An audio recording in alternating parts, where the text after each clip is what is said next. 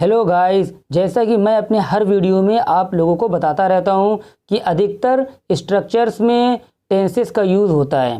तो अगर आपको टेंसेस नहीं आते हैं तो टेंसेस को आप जानिए। मैंने ऑलरेडी वीडियो डाल रखा है, उसका लिंक डिस्क्रिप्शन बॉक्स में आप लोगों को मिल जाएगा।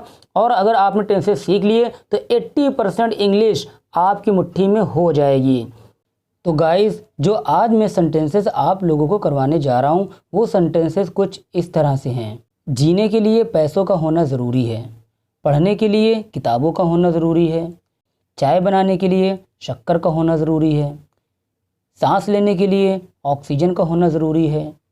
तो देखिए गाइस, अभी यहाँ पर है आ रहा था तो ये आपका प्रेजेंट का सेंटेंस था। अगर यहाँ पर लास्ट में था आ जाता तो आपका ये पास्ट का हो जाता। जैसे कि जीने के लिए पैसों का होना ज़रूरी था, पढ़ने के लिए किताबों का होना ज़रूरी था, चाय बनाने के लिए शक्कर का होना ज़रूरी था, सांस लेने के लिए ऑक्सीजन का होना ज़रूरी था। तो गाइस, इस तरह के सेंटेंसेस करने के लिए सबसे पहले आप एक बात ध्यान रखिए। अगर इसमें आ रहा है होना ज़रूरी है तो आपको यूज़ करना है देयर हैज़ टू बी। क्या? There has to B.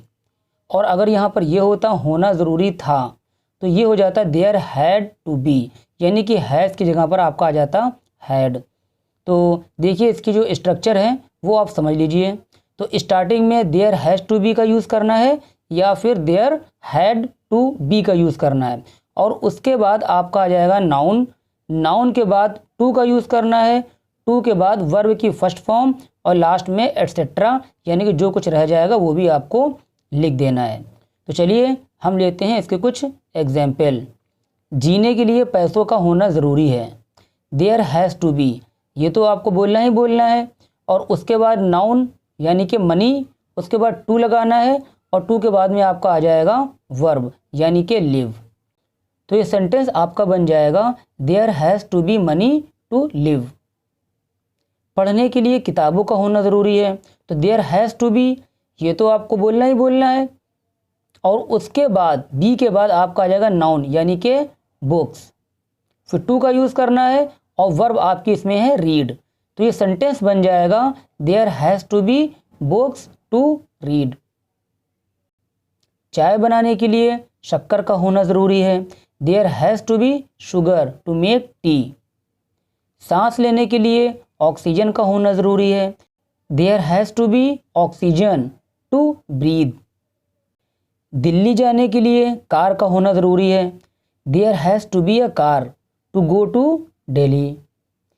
देखिए, अभी तक यहाँ पर लास्ट में है आ रहा था, होना ज़रूरी है। अब अगर होता होना ज़रूरी था, जैसे कि जीने के लिए पैसों का होना ज़रूरी था तो देयर हैड का यूज़ करेंगे, देयर हैड टू बी।